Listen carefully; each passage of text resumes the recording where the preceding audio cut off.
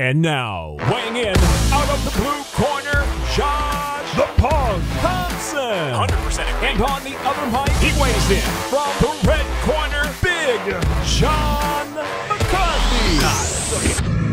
Well, we are back in full swing and ready to go at it again because we have a pay-per-view coming up this week after having the first show by the UFC to start off the year of 2024. We both enjoyed it, so it was a good start to the year. Let's hope the year continues to move in the right direction. How you doing? I'm doing good. It's freezing where I'm at. It's freezing here, too. I actually flew home early from California because I wanted to get here to make sure if it was too cold and pipes started busting that I was here and I didn't come home, my house was flooded. So far, so good. Fingers crossed. It really just came down to like my master shower froze, but the tankless water heater is on the outside of the fucking house. It's only protected by like a thin piece of aluminum, basically. I've never seen no idea. Tankless water heater put on the outside. No idea why. Never. It's built into the wall, but all that's in front of it, John, is, I kid you not, like a little piece of like tin.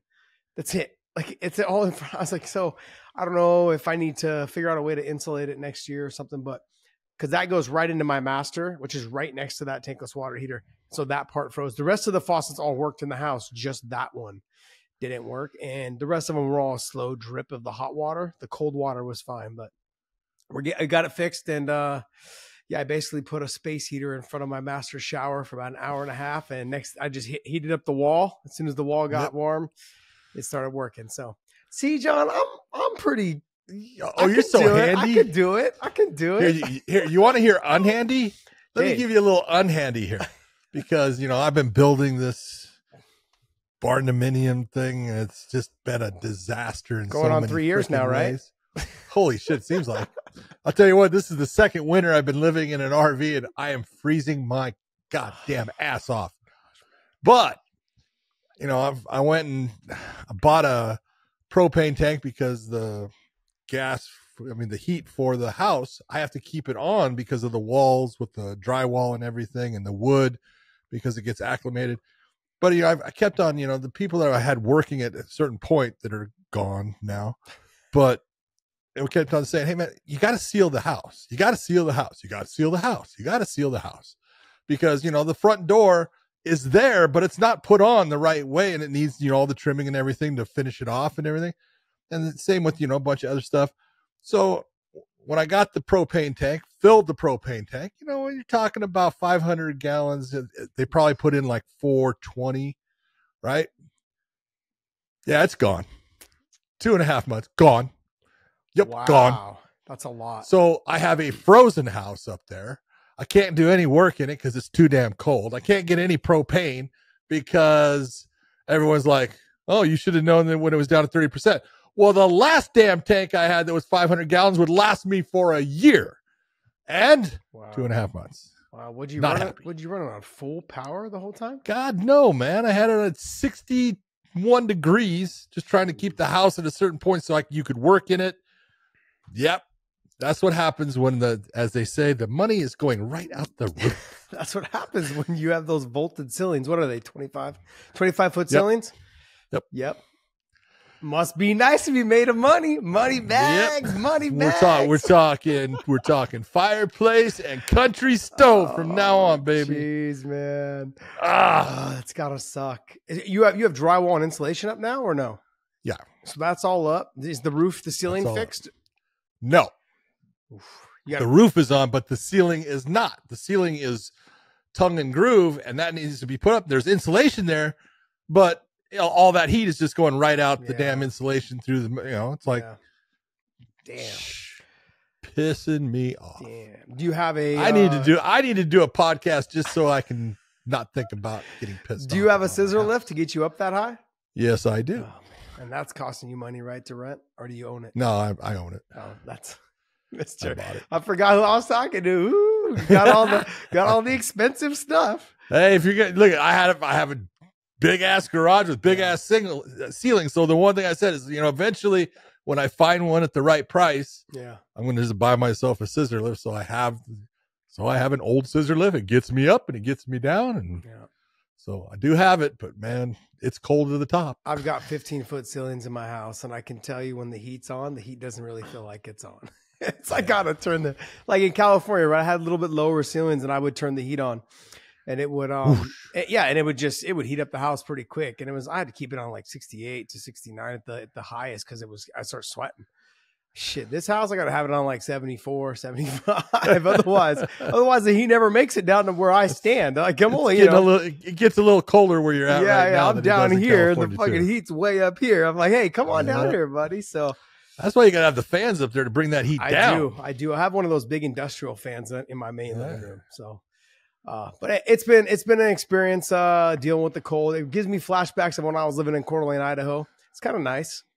Yeah, but I don't think there was tankless water heaters back then when I was living back in, what was there tankless water heaters back in like 96, 98? No, not really. I didn't think so. I had never heard of them until probably about 8 years ago or something like that. Yeah, somewhere around 2005. Oh, really? They started coming out. Okay. Yeah. 2010, they got popular. Got it. Well, John, we've got a lot to talk about, man. There's there's the Bellators, there's all this stuff going on. I'm also hearing that Bellator and PFL are about to announce like probably their next 2 to 3 cards coming up. They're trying to get it all organized, trying to lay the lay of the land out for all the fans. That's what they should do. Absolutely. Yeah, get it. If there was one thing that the old Bellator did that used to drive me crazy, is they would hold on to these cards and not put them out there until 1 month away. And it's like, no. Yeah. Get people excited about things. Let them know all that stuff. No. Yeah, let it marinate. Yeah. That's why the meat tastes so good when you finally get to it, because it's been marinated. You gotta let that meat marinate.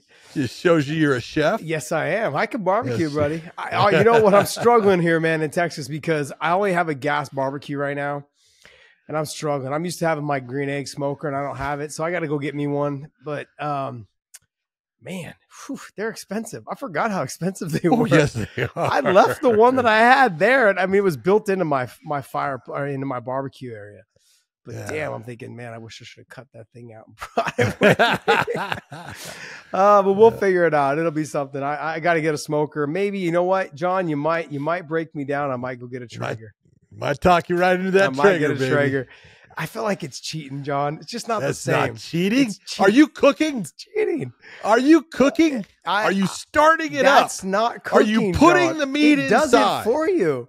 It's cheating. No, it does not put the meat inside for you, and it does not start itself. Oh, man. It's so cheating. I don't know. I like to eyeball it. I like to, I don't know. I like to know when I look at my meat that it's ready. It's ready to be cooked. We're talking about his meat again. Yes, I am. And I got to quit playing with it, man. It's just a habit. I don't know what it is. But hey, before we get started, though, make sure you guys go to onlyfans.com/weighing-in, onlyfans.com/weighing-in. Look, I saw a lot of you guys in the comment section going, hey, because I talked about it last week. You guys go, hey, I just can't get down. I can't get down with the OnlyFans situation. I don't want to see all that smut. I told you guys, man, if you guys don't follow them, if you don't follow whatever you think the smut is going to be, whoever it is, they don't show up on your timeline. And they're like, well, how am I going to explain that to my wife? Well, yeah, let's be honest. That was one of the things when we talked to the people at OnlyFans. We said, look, and they said, no, that is not how it works. I said, and we went through it because we were like, then someone's going to, it can cause problems for some. If you are there for fighters, athletes, the Weighing In podcast, that is all you will get on your feed. Nothing more. Yep. If you decide that you want to look at other things, hey, that's on you. Yeah. There's nothing we can do about that. That's where we're at. I can't control your weaknesses, right? If you go out there and start subscribing to people that you shouldn't be subscribing to, you're going to have to explain that to your wife. There you go. But I mean, hey, bottom line is it doesn't come up on your feed. You won't have any of that just as a distraction as long as you don't follow them. You follow us. You follow other fighters that are on there. There's a lot of fighters out there that are on there. I mean, you got AJ McKee, you got Luke Rockhold, you've got Jessica Penne. Yep. You got Cyborg. You have so many. Yep. There's tons of them out there. I know there's more coming as well. I believe Charles Oliveira is on there as well. Paige Van Zandt will get you in trouble. But Paige Van Zandt also does a really good pod with her husband, Austin Vanderford. That's actually pretty fun. Look, as far as, I don't know if you want to go that far and follow, but look, I actually enjoy their podcast. I was giving a little listen the other day. They talk about their relationship, basically what it is, and kind of how they hooked up and how they end up being together. And it's kind of fun stuff. They're actually they're a really fun couple to actually be around and hang out with. They're fun to hang out with. So they're both good people. Yeah, they're both of them are very good people. But hey, but to subscribe to us, follow us over at onlyfans.com/Wayne. I want to thank you guys so much for your support. I think we've got about 600, maybe a little bit more or a little bit less, somewhere in that range though of subscribers over there. Thank you guys. I've been trying to drop more content. I was off in California this weekend enjoying the 70-degree weather. And it was nice, but I had to get home. I didn't get home until about 2 a.m. because some flights were delayed leaving out of SNA. John Wayne, left out of John Wayne, about 45 minutes delayed. Then we got into Salt Lake a little delayed. But then I was on the same plane, so I don't understand this. When you're on the same plane, why do you have to get off and get back on? I don't get that. I didn't clean up maybe? They have to clear everybody off of that plane, do a check and inspection on the plane, and then they put you back on. Interesting. But if you were smart and you flew American out of John Wayne, it's a direct flight to DFW. This is true. But I enjoy. You don't go to Utah. I enjoy my Delta Club, and the kids enjoy all the free food. Americans got a club. Yeah, it's just not as good. They got cookies. Do they have soft yogurt?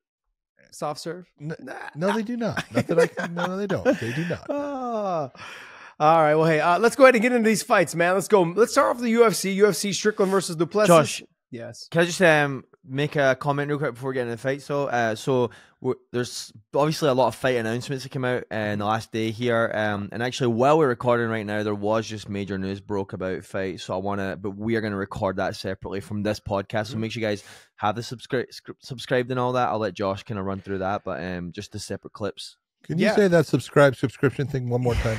No thanks. Yeah, let's go ahead and clarify. There was a lot of people in the comments said that you guys liked how we did the show last week. And what we did last week was we are breaking down the fights directly on this main channel right now. On the main channel, but on the main show. Okay, and then we will take the news of the fight announcements and we will bundle them sometimes together depending on how big the fight announcement is. And sometimes we won't bundle them. If it's a big fight and we know we have plenty to talk about to get us to that 10-minute mark, kind of the 15-minute mark, we will make that a separate clip because we want to have broken up clips and things for you guys to listen to throughout the week. And so we're dropping as many shows as we can for you guys throughout the week. So that will be a separate clip. There will be plenty of stuff to talk about. And we will make sure that those separate clips show up on our main channel. So all you guys got to do is hit that subscribe button. Also hit the little bell and the notifications as well as the thumbs up. So you guys get notified when our show drops. I want to thank you guys for always following us. I see you guys in the comments didn't realize that you guys had to go back and watch the short clips because you thought it was part of the main show. No. We've got to, we know that the beginning part of this year is going to be so much going on. Like I said, Bellator and PFL are talking about announcing their next 2 to 4 shows coming up hopefully in the next couple days. So if we get that, that'd be amazing. That's gonna be plenty to talk about in terms of Josh, fights. You got to turn that around though. Let's just be honest. We were on that team. That team got bought. It's the PFL and Bellator. This is not Bellator. Okay. Just force a habit. Force a habit. So, but the bottom line is, it's gonna be a lot of fight announcements coming up. Some great fights that were announced coming up for the first champ versus champ in PFL and Bellator. So I'm excited to talk about that later on. And let's go ahead and get right into the UFC. UFC 297, Strickland versus Plessis. Man, you talk about just stepping out, in my opinion, coming out to your first pay-per-view of the calendar year of 2024. And man, I'll tell you what, this has got some good fights on it. There's a lot of things that are kind of laying under the radar, but man, there's some good fights. You got Arnold Allen taking on Evolov in this. That's a great matchup. That is fantastic. You got, Raquel Pennington looking for her second opportunity at the bantamweight title, taking on Bueno Silva. That's a great matchup. Two contrasting styles, really, because Raquel's really more of a stand-up, throw heavy hands, banger. Silva can do it all, and she's good on the ground, and she's got power in her hands. So I look at this. I think it's a great fight card, and I love the matchup between Sean Strickland and DDP, and they've already kind of, crossed the line a little bit, the whole thing. But hey, as long as they keep it about each other, there's nothing, I'm going to say bad about either one of them. But I think the matchup is way better than what people are giving it from what I've been hearing from certain people and everything. I think Sean Strickland is definitely got his ways of winning this fight. DDP definitely has his ways of winning this fight. It's a toss-up. You can sit there and say, oh, no, man, you know what? Strickland's going to take him. No, Duplessis is going to take him. You don't know, because one of them's never been 5 rounds. One of them's been 5 rounds a lot and does better in a 5-round fight than he does in a 3-round fight. He's the champ now. I don't care what you say when you put that belt on. Normally, that fighter gets just a little bit better. He's a little bit tougher. Speak for yourself, man. I know exactly who's going to win. If you guys want to know the odds, I know the odds, and my odds are 100% that Sean Strickland's going to win this fight. All right. I like that. No, look, I like that. I got to be honest, though, after what Sean did to Izzy on the feet, and I know that Dricus is a way different fighter. Stylistically, they are completely different. Izzy and Dricus are completely different. One is more of a bully. Yes. One will walk you down, throw big shots. He will take a shot, give a shot. All of those things he does very well. He can take a shot. He can deliver a shot. He's got a chin. He's got a chin. He is enormous. I don't know if you saw those grappling videos that I just saw was released, where he tapped out like 5 of the Gracie guys, or 4 of them, and then beat one in the finals by points. But he beat 5 of them, I believe. I don't know if Dave can pull that up, but 4 of them by submission. And so his grappling is a lot better than people are giving him credit for. The problem I think that people are seeing with him is that he doesn't do it with a whole lot of style. Do you understand what I'm saying? Like it's very open. He's open to get hit. He is he's a little wild, little crazy. He doesn't aggressive. mind. Yeah, he's aggressive. He's aggressive. And so those are the things that I think he's going to have a hard time with. Whereas Sean stays very composed. He stays very true to his technique. And so, in that being said, I think that's where Sean's going to be able to excel. And that first round is going to be a very telltale in terms of how hard does Dricus push, knowing that it's a 5-round fight. Does he fight wild and crazy, or does he not? That's going to be a concern, I think, for people that are supporting Dricus, because if he doesn't stay composed, John, he can end up gassing himself out. We've seen him do before, though, in the second. How many times have you seen him gas himself out? A couple times. Yeah. Which tells you what? That he's got to fight a different fight this time. You got to fight smarter, or else in that type of 5-round championship fight, the nerves are going to be a little bit more. The pressure is going to be a little bit more. And all of those things tend to drain your gas tank just a little bit more. So you need to be prepared. And I'm not saying that he's not in shape. He is in shape. Yeah. But he has got a Michael Chandler style of I go. About to say that. I go. And that's the way Duplessis is. And it's worked for him. But it's always going to come up against that person that, it's a little bit different. And, they accept the pressure a little bit better. And, they return things a little bit better. And it just doesn't come as easy. And then all of that starts to build up against you. Like I said, Duplessis, here's the difference in the way I look at this style. Duplessis throws a lot of wide looping shots. He throws big, heavy shots. He wants to hurt you with everything he hits you with. And he does kick the legs well. But the one thing you'll notice out of Strickland uses the Philly shell as his kind of basic stand-up, but he doesn't blade like a boxer would with the Philly shell. He keeps his body fairly square, which is unusual. It's difficult for someone to do correctly, but it allows Sean to deal with the kicks that are coming his way from fighters, because he doesn't really have a lead leg sticking way out. And so he's able to deal with someone trying to kick. And when they try to kick, he automatically counters. Mm-hmm. It is just his style. And it's like, you want to try to kick at me, I'm going to hit you every time that you try to kick. And then it tends to slow people down from doing that.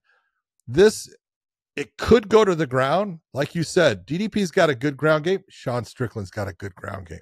Sean Strickland is no fool on the ground. He doesn't like to be there. He doesn't want to be there, but he can be, and he can take care of himself. And he's very good at getting himself back to his feet. Duplessis is very good at mauling people and manhandling them on the ground. So we're going to see that contrast of which one is it? Is it DDP that can get that takedown and keep him there?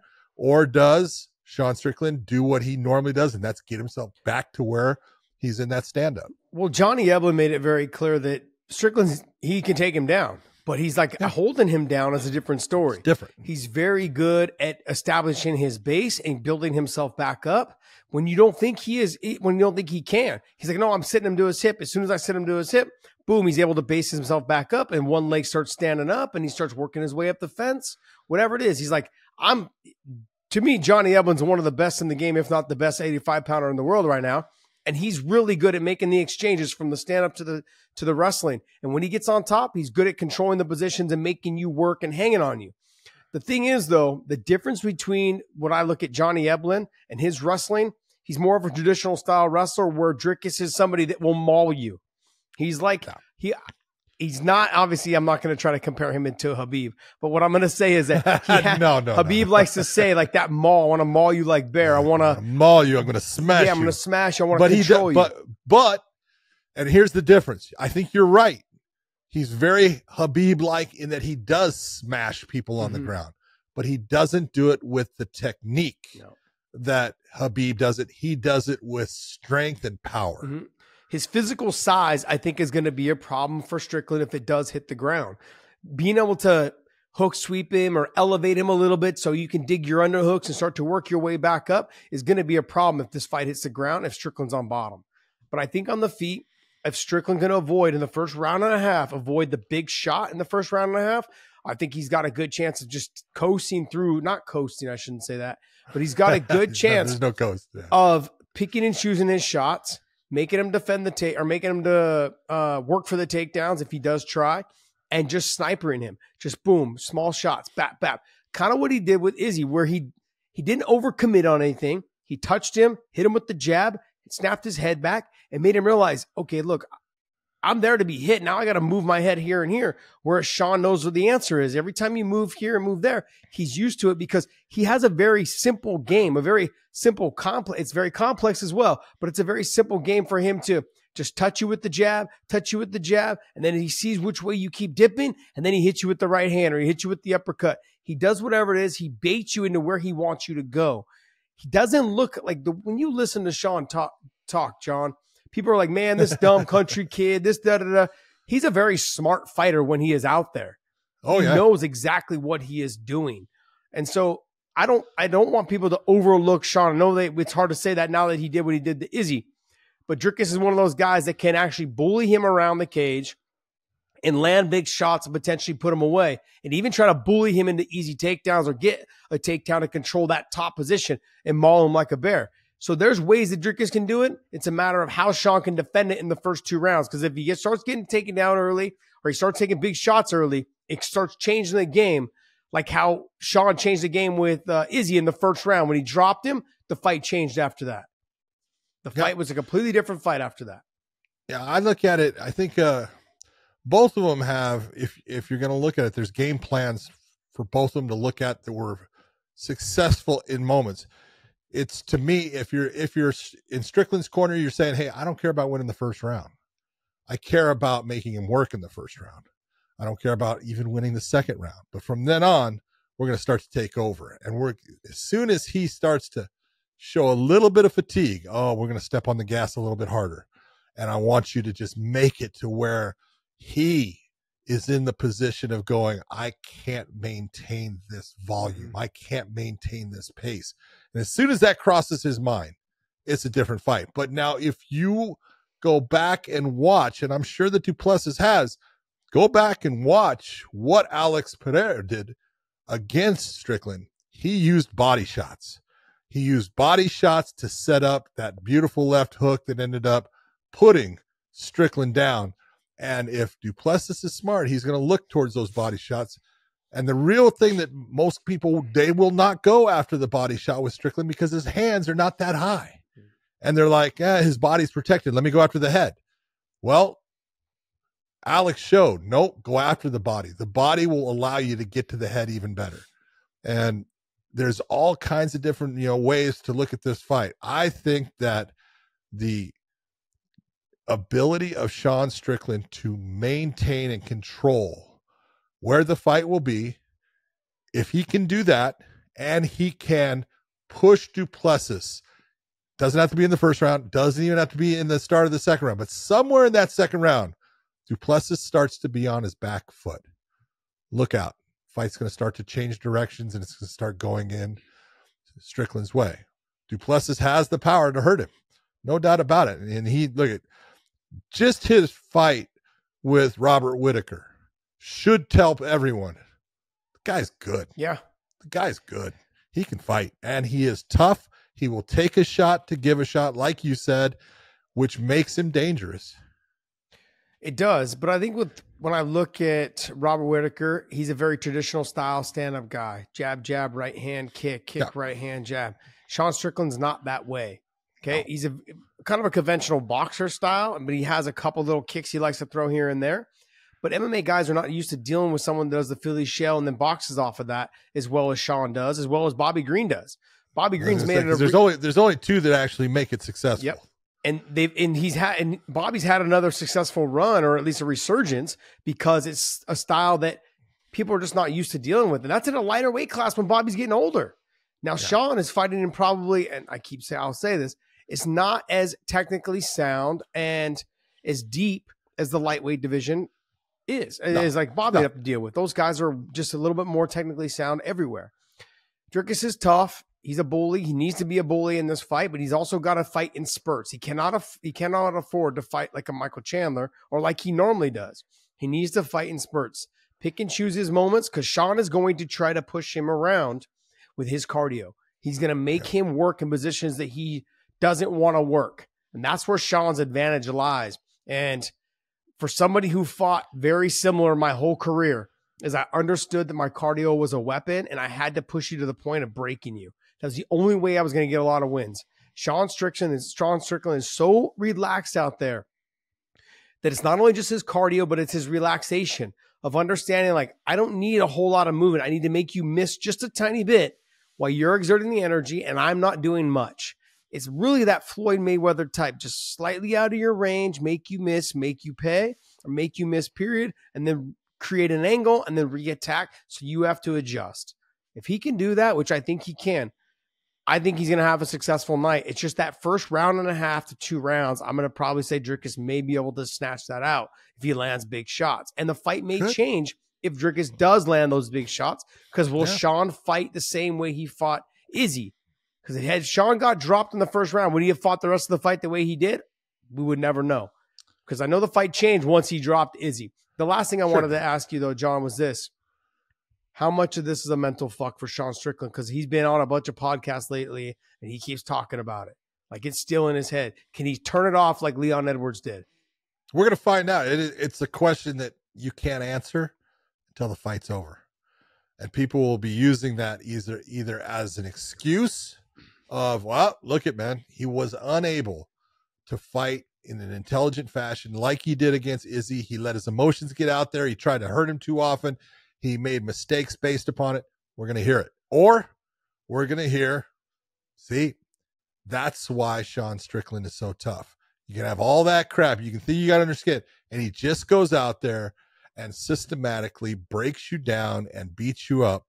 That's what we're going to find out. It's because it is the question of, has he gotten too emotional? I'm being honest when I look at it and say, when you're a seasoned professional fighter, you can get mad about things, but the moment you step in the cage, relax, let the fight come to me, and I'm just going to touch you. And I think that Sean Strickland is wise enough and definitely veteran enough to not let the bullshit get to him. I hope so. I want to see a good fight. This is all the stuff that shaped up, like how this all led up into the trash talk as well as the fight in the stands. I know it's not what you and I want to see from our athletes. It kind of taints it a little bit, but I will say that it actually made this fight to me a little bit more interesting.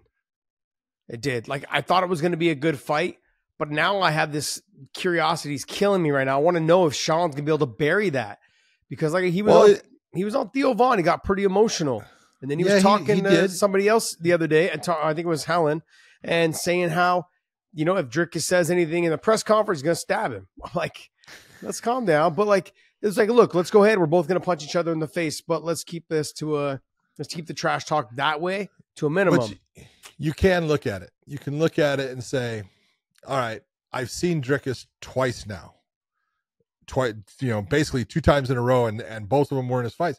When Izzy got in the cage after Drickus beat Bobby Whitaker, you saw right away it wasn't the champ that was cool, calm, and collected. It was DDP. Yeah. He was the one that was saying the little snippets that were irritating and getting to Izzy and making Izzy over respond. And then we saw him have the same effect on Strickland. So obviously he's pretty damn good at getting under your skin. I don't know if it has to do with just the South African accent or what, but he's good at making people get mad. And that's good for him if he can get it to where Strickland actually changes his mindset, changes his output, changes his fighting style. Then that's what all that talk is for. It's why is it in the movies it's always the guy with the accent that fucking is I don't know guy? It's true though. It's the bad Think guy. about it. Just go back. You remember Lethal Weapon with Mel Gibson? Oh yeah, right.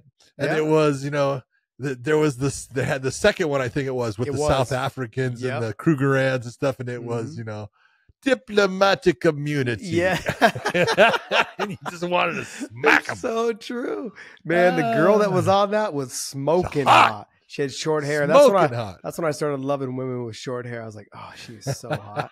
Smoking hot. Yeah. Never saw her again. No, I never heard from her again.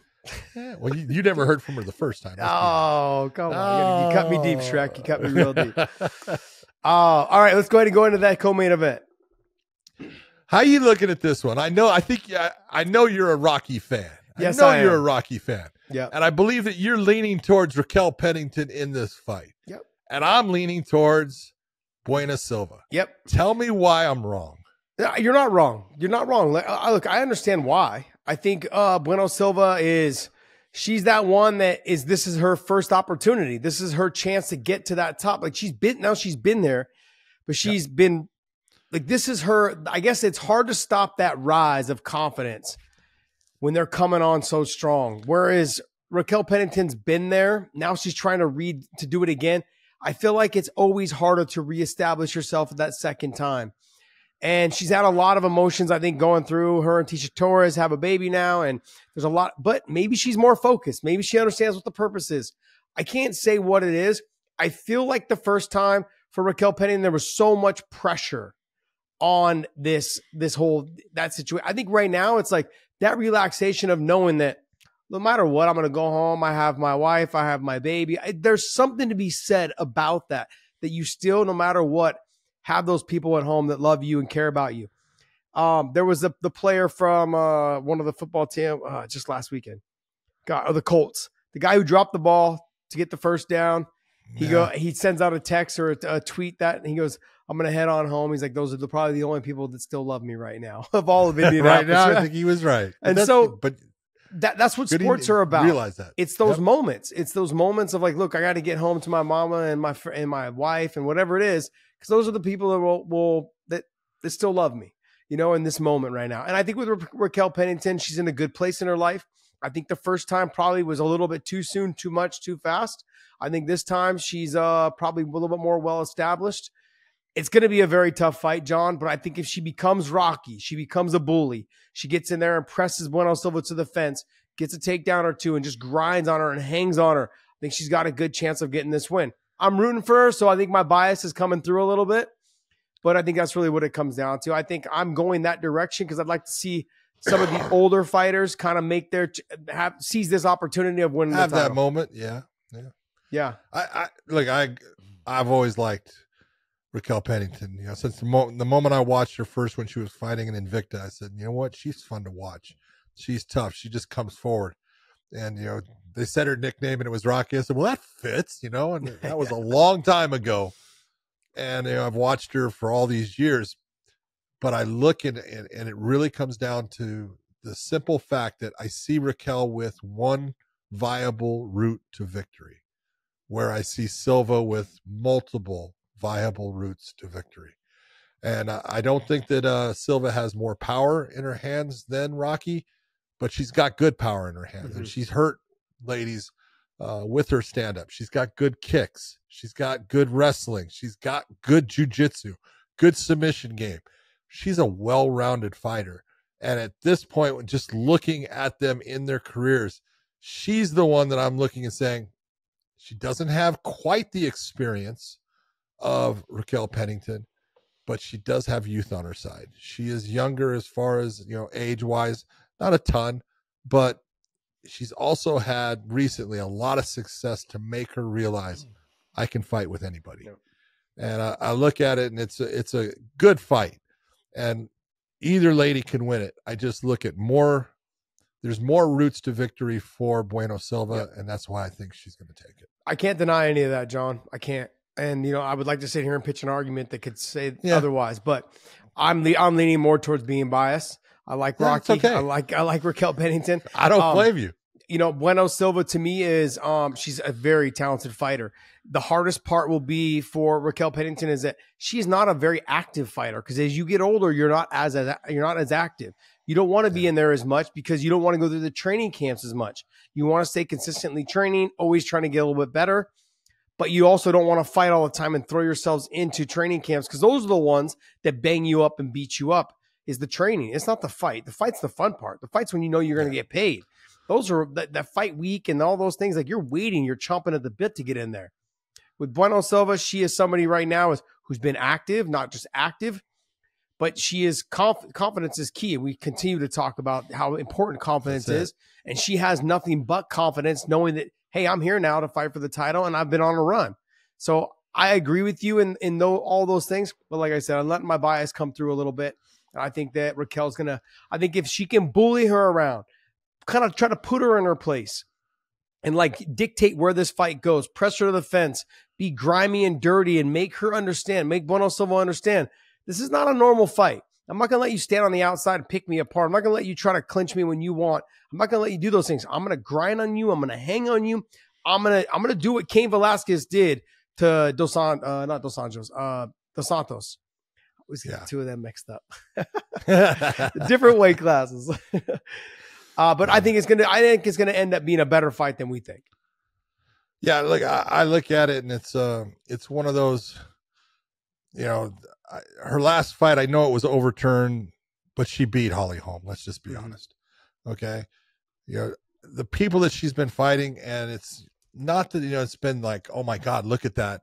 But Lena Landsberg, all those, she's dominated the people she was supposed to dominate. And that means, a lot of when I watch a fighter, it's like, oh, you're not just taking it easy. You're going after somebody that you should be able to get rid of, and you are getting rid of them and stuff. I just look at it right now, it's her time. But Raquel Pennington, like you said, she's awesome. I love her as a fighter. I love, Tisha Torres. I've done things with her. She's a fantastic person. They got a great family. If she wins it, it's like the cherry on top. Yep. That's a great thing, and it would be great to see that. John, these next three fights to me, I can't pick which one I want to see more. I know the Arnold Allen and Evolov fight is the one probably that you're at the bit for. I'm between the Curtis and Chris Curtis, and how do you say his last name? Barrio? Yeah, Marc-Andre Barrio. Yeah, I mean, that fight to me is going to be a banger. But let's first start off with Neil Magny and Mike Malott. I look at this one, and Mike Malott has really shown a lot. And, Mike Malott has shown a lot. That's pretty good. Well played. Obviously he's from Canada, but he has proved himself to be a damn good fighter. And he's going against a guy in Neil Magny. Let's just be honest. Neil Magny has been a fantastic fighter throughout his career, but he's slowing down. He's not quite the same guy. And I think the UFC is looking at it like, well, let's see you get past somebody who is got good stand-up. He's got good cardio. He's got a good ground game. Not the greatest wrestler in the world, but he can take people down. But let's see what you do with him. And I want to see that you can put on the performance in your, country against a guy who's always going to be there. He's never going to quit. And I look at it, it's a good fight, but it's a fight, in my opinion, that is set up for Mike Malott to win this fight.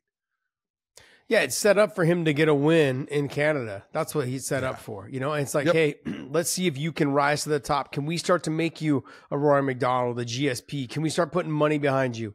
This is that telltale for the UFC. Absolutely. Let's not pretend like the UFC doesn't know what they're doing. They know exactly. Like when they've got it, he's good looking. He's got a good look to him. He fights his ass off. He's very unorthodox. 10-1.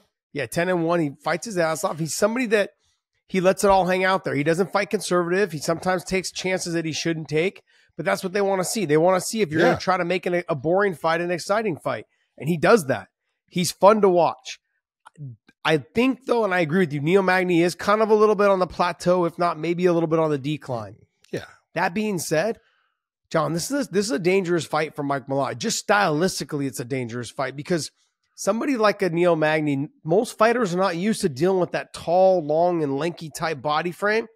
And the push kick, the long jab, the combinations, the clinch, the knee comes up the middle.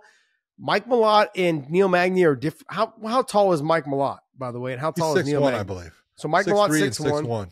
Yeah. That extra 2 inches in the clinch is a big deal.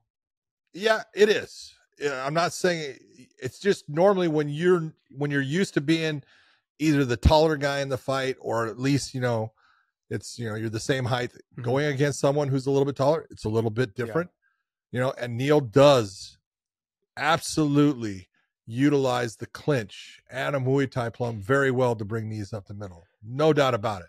But there is a distinct difference in the direction of where their careers are going. Mike Malott right now is getting better and better and better with every fight, where Neil Magny we've seen for years. Like I said, I love him as a fighter, but he's not getting better as a fighter. No. In fact, you're seeing he's having more difficulties in certain areas based upon not being able to take the same kind of shots.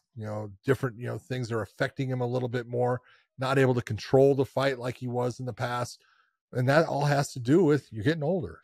And I think this is, like I said, the next fight we're going to talk about is the complete opposite for the UFC as far as why they're putting this Canadian in this fight, in this position of that main card. And I think, they're doing the right thing and they're trying to take Mike Malott and get another solid Canadian fighter, someone they can rely on to possibly headline cards up in Canada and get people to buy seats. That's what they're looking out of this fight with Mike Malott. Yeah, they're looking for someone who can try to electrify the crowd right before the two main fights come on. But I feel like Neil Magny is a hard person to do it against. It's a hard person to have an exciting, good fight against. It's very difficult to have a great fight against Neil Magny because his reach, his range, all of those things. They're just problems, John. Like there was guys. Go ahead. Dave, do me a favor. Pull up Neil Magny's record real quick. Go ahead. I'm sorry. No. I've trained with guys that were 6'3", 6'4", to 155 pounds. And John, they were not good, but they were decent. I shouldn't say they weren't good. They were decent, but they were a pain in the ass. It didn't matter what it was. They're just difficult to deal with. So giving somebody like Neil Magny to Mike Malott on a big stage like this, it's difficult to make it an exciting fight. He's going to have to take chances, and that could leave him out of position. I would have liked to have seen them choose somebody a little bit different that could bring a little bit more of the fight out of him, where it could have been a back and forth. This is going to be he's going to have to fight a very safe fight, not get clipped or and make a mistake. Because Neil Magny can fight this fight on the ground. He can fight it on the feet.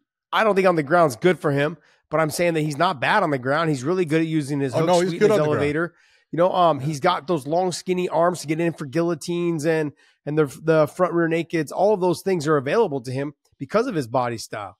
So it's just not one of those fights that you would think like, hey, this is who we want you to fight. We know he's a difficult fight for everyone, and people have to generally fight him boring to get a win. And we're going to put you now in Canada, where you're home from. Where you're from, and hopefully you put out a great performance. It kind of sucks.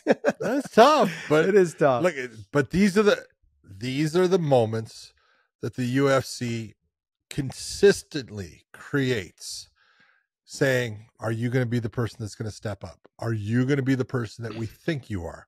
because there's only one reason that he is now in this position.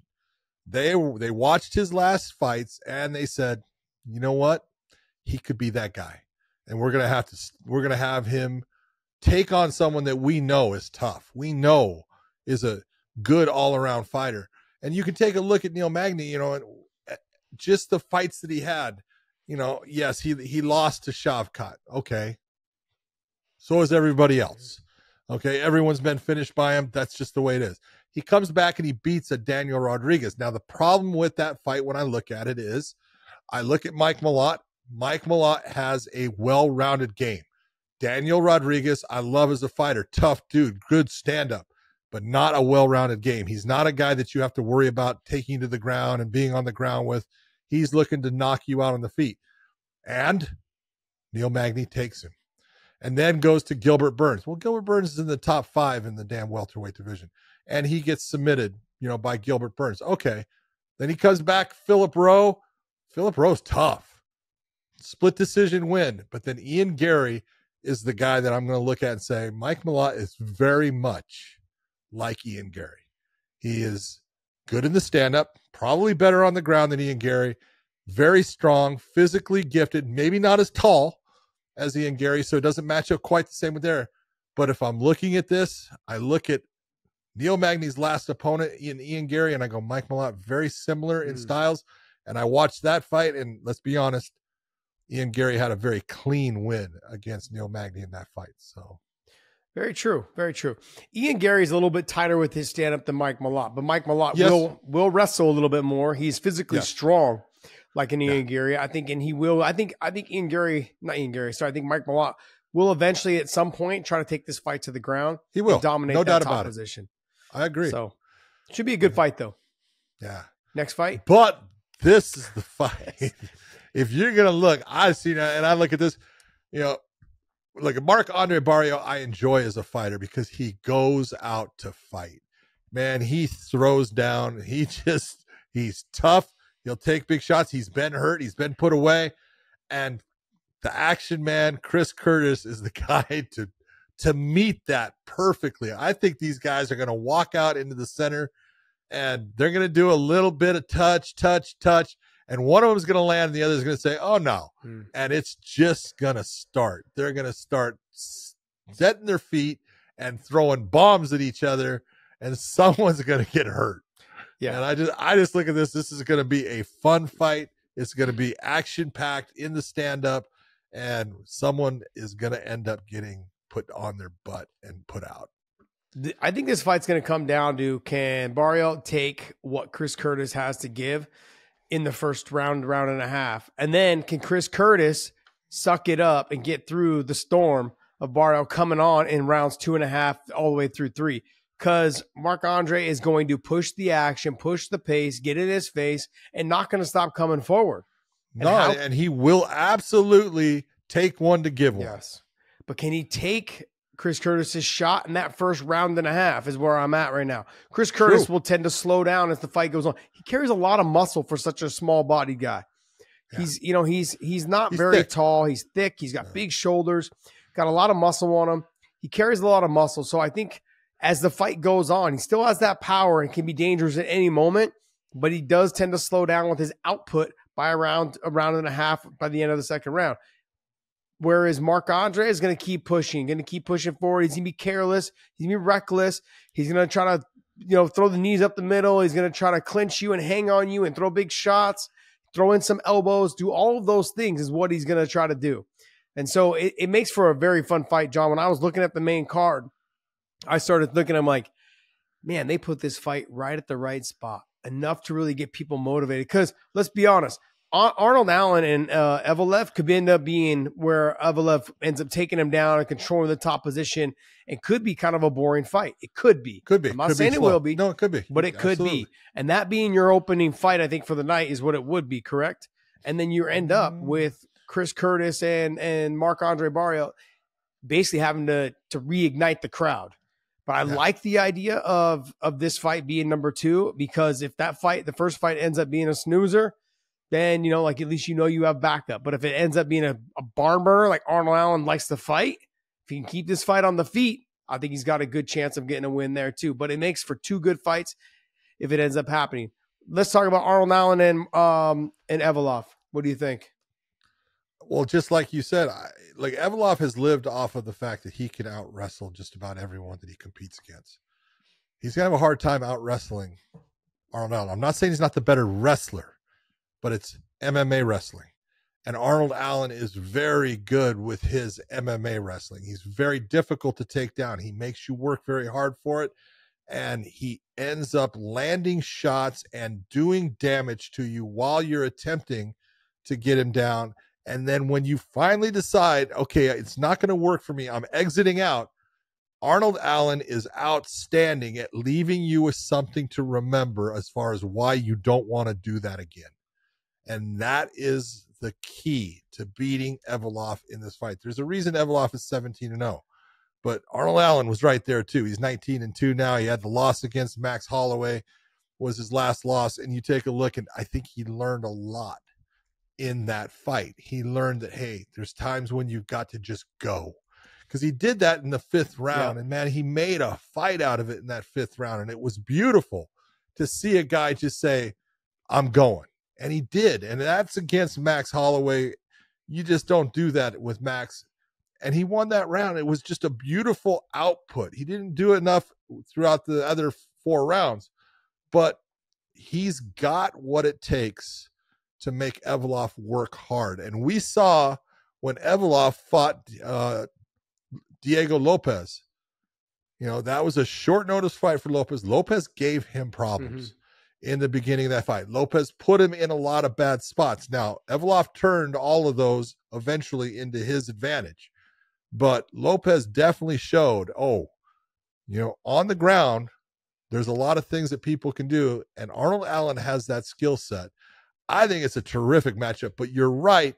It could end up being slow based upon it becoming a bit of a grappling match and a lot of technique up against the cage and a lot of takedown attempts and not a lot being done by either guy that excites the crowd. Yeah, I think Arnold Allen's got to keep his back off the fence. He's got to keep his movement, lateral movement left and right. He's got to stick those long arms right into his face.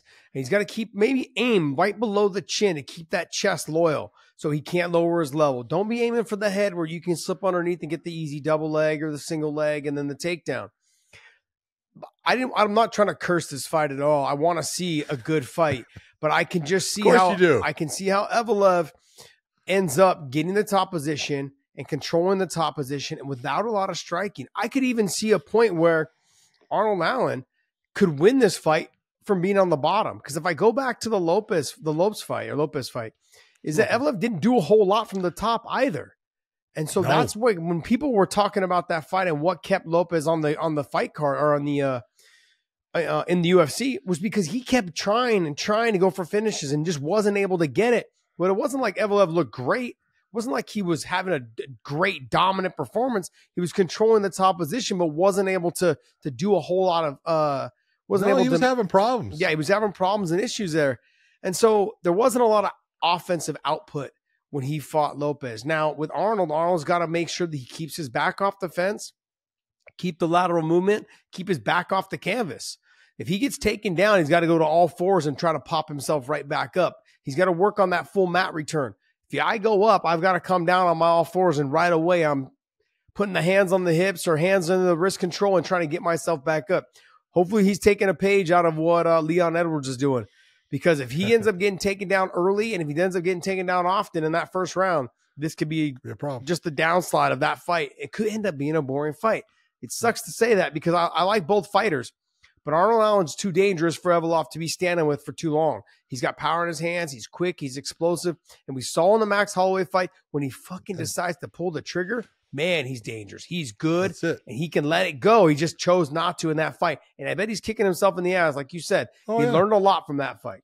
I remember Dana White came out after in the press conference and chew him a new one. Oh, man, if he would have just fought the whole fight that way. I don't know whose corner was in his corner, but should have done something to do a little bit more. And I wish he would have fought the whole fight that way because it was that 5th round was fantastic. He should have fought the whole fight that way. I wonder if he learned from that. But in the flip side of that, Max Holloway's not trying to take you down, buddy. like Evila is going to be trying to take you down. So you got to be a little bit more conservative with the striking, but aim maybe for the chest.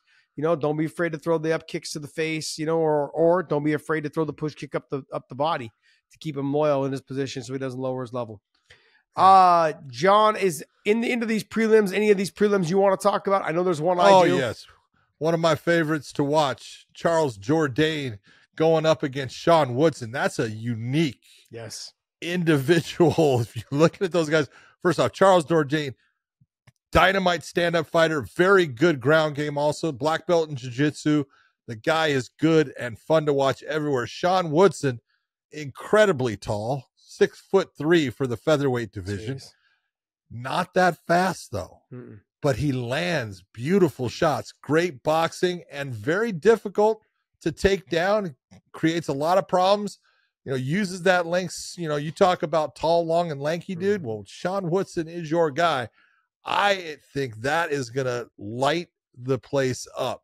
Somewhere in there, those guys are going to just let it go, and that's going to be a fun, entertaining fight. I agree with you. I was actually excited to talk about this fight because Sean Woodson seems like he's very hittable. But because he's so long, he's just slightly outside of the range. And no matter what, he still has a good chin. What's his one loss? I believe he got knocked out in his one loss, correct? Yeah. He not Jourdain, Sean Woodson. That one up. It was in the UFC. Yeah, it was. I remember. No, not the draw. Right there. Arosa. Yeah, Arosa. Oh, no, it wasn't. It wasn't. I thought he got dropped then and he got dropped. The choke. But yeah, he's just someone that's difficult to deal with. He's mainly boxing centric, not a lot of kicking, occasional kicks here and there, maybe occasional clinch and knee when you get in too deep. But no, he's mainly all boxing. But Charles Jourdain is going to have to slip his head offline. He's going to have to close that distance, fight him in a phone booth, but without getting kneed. He also can't be afraid to try to get this fight to the ground. But like I said, with the Neil Magny fight, with Mike Malott, it's going to be difficult to lift and elevate and get this fighter to the ground. Getting the takedowns on those guys. On the double leg, you've got to lift or at least sweep the legs out. And it's so difficult when these guys have such a wide base against the fence. That's one. And two is to try and do it in the open mat is more difficult also because trying to lift them, it's hard because they're still on their tippy toes.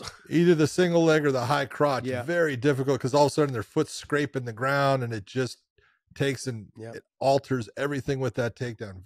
It is. It's a tough go. But if you're Charles Jourdain, you're going to look and say, I can be with this guy in the stand-up until all of a sudden things are just awkward. And that's what Sean Woodson is. He makes it. It's awkward, but he lands, and he lands not with a ton of power all the time. He throws just a volume and then decides, okay, I'm going to be Nick Nate Diaz. Now I'm going to start popping big shots. You and I are thinking alike tonight. I don't know if that's good or bad. Goddamn, a little scary, dangerous. isn't it? A little dangerous.